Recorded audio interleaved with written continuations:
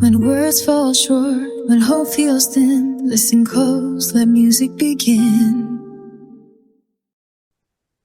Hi, everybody. It's your friend Cindy, and today I have the privilege to introduce you to a wonderful speaker. Her name is Kate Brenton, and she's going to tell us about raising critical thinking in an AI era. How you doing today, Kate? I'm great, Cindy. Thank you for having me here with you. Absolutely. So, what do you speak on? I help people rekindle their purpose in a digital age. A lot of people are blown in so many different avenues and opportunities, but you got to keep the flame bright. Oh, wow. This is powerful because AI is a little confusing these days. Yes. I like to tell people I'm a beeswax candle lover in an LED world. Like I can accept everything and everyone and its purpose and the advancement. But when you have too much of something, a lot of times you can't do one thing. And that's what human creativity is, having your hands and your heart on at least something, having a through thread. You Mhm. know, I play music, as you know, Mhm. and I have always preferred instruments made out of natural things. Like when I play my grand piano, I play a tree with zinc and copper. And when you hear the violin or the cello or the woodwinds, they're all made from natural Wood. work, material from nature. Mhm. Now you can replicate those sounds on a keyboard electronically. And to me, AI is kind of like that. I love that you used the word replicate and not create, and of course you would. Yes. Yes. I tell people technology is a singularity. It's designed binary, it creates. But nature is a multiplicity. So Yes. you and I can need two different things, and we both go out into nature, and the feedback and the loop and the circuitry are very different. And that is where you get inspiration from. That's when the spine goes straight and you connect back up higher, and the breath comes, and you're like, oh, so many humans have that. Oh, well, that's you have to make space for that, and that's in the natural world because that's what we're a part of. We're We creative. are. Mhm. And unfortunately, with the technology and the phones and everything, I think humans are losing touch with nature. Correct. But I have good news for you, which is where Tell this me, comes tell me, from. tell I'm me. going to tell you. So I mean, even though as an educator, part of what I do is I teach. I'll keep it short. I have previously in traditional environments, and I do now because of my son. And then I volunteer teach the scholars, a high school group, and I had to collaborate with them. They're making a video game, and I thought, oh, isn't this life bringing me in? I'm here to teach the art and history and writing and Renaissance, and they're going to take all that information and put it into a video game. It's a project-based learning school. It's very intimate. They have Socratic method. There's a lot of thinking and philosophy. It's really beautiful. And I thought, oh, this is life giving me this thing I don't want. And we know we can't resist, right? Uh-huh. Yes. Right. Right. So I thought, okay, I'm really uncomfortable and educators should not give their opinions. So I'm sitting there and the kids have to make their AI policy and they start saying things like, you shouldn't use AI to be lazy. You shouldn't use AI for anything that you don't already know. And they start making this list and I thought, it's the kids. The kids. You double down on the kids. Keep that flame. You make them critical thinkers. Let them fall in love with long form books and music and art and humanities. Get Yes. them outside and make that foundation so strong that they can go and be bandied out in the world, but they can come back to their locus. That's I the love what you're saying because when I teach piano, I don't Mhm. just teach them how to read music. I teach them how to create their own music. Correct. So I show them theory. And I had a little boy yesterday come over to my house and he said, look what I did. Because Mm. I want them to go to the piano. I don't want them to think of having to practice and yeah. I want them to go there with a creative mind.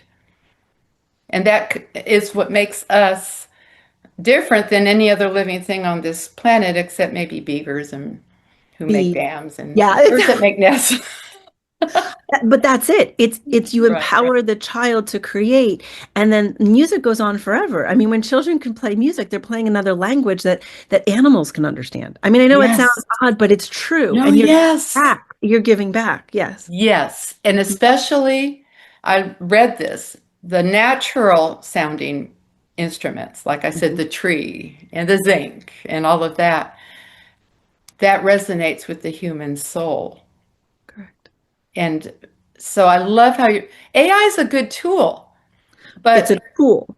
It's not a it's a teacher. tool. Exactly. And it's designed to be your best friend. Correct.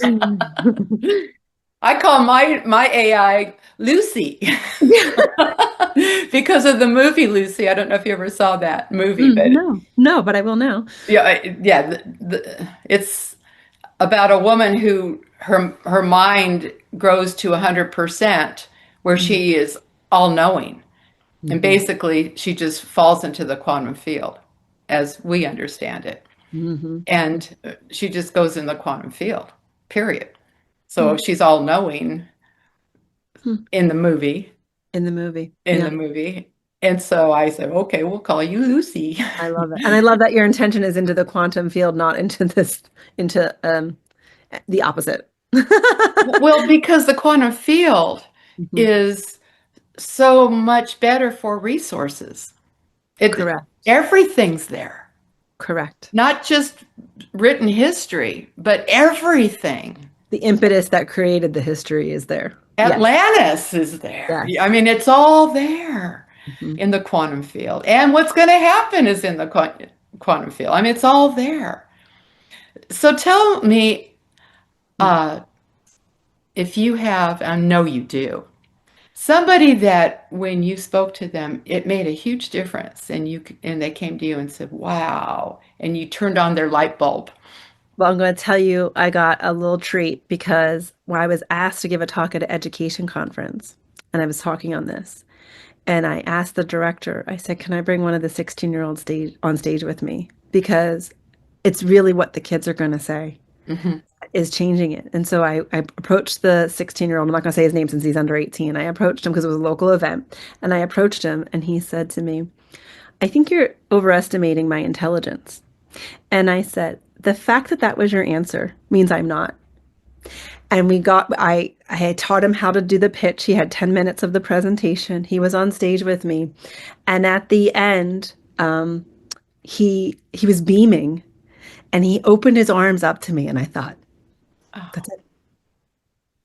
I have a lot of accolades from the talk from educators or parents who are looking for a non-traditional school that came up. But what sealed the deal for me to give this talk is that 16-year-old's eyes and his arms open, because it's proof that that's the answer is them. Right? Yes, I love that. Well, unfortunately, AI in our world with the electronics and the social media and all that, it gives a perfect opportunity to be programmed. And if you've ever been programmed, which we all have, and then, so I ask people, I say, you need to ask yourself why you believe what you believe. Correct. Yes. Why do you believe that? I was raised in a religion that's very programmed, and I broke loose because it was restrictive. And I started saying, oh, there's so much more. There's so much more. So much more. Right. Anyway, I love this. I love what you're doing. I love what you're doing. Do you have a song? You know, I'm the music lady. So do you have a song that turns your crank? It does. Do you know the song Sunday Best? No, and did tell me. You ever watch the show Ted Lasso? No.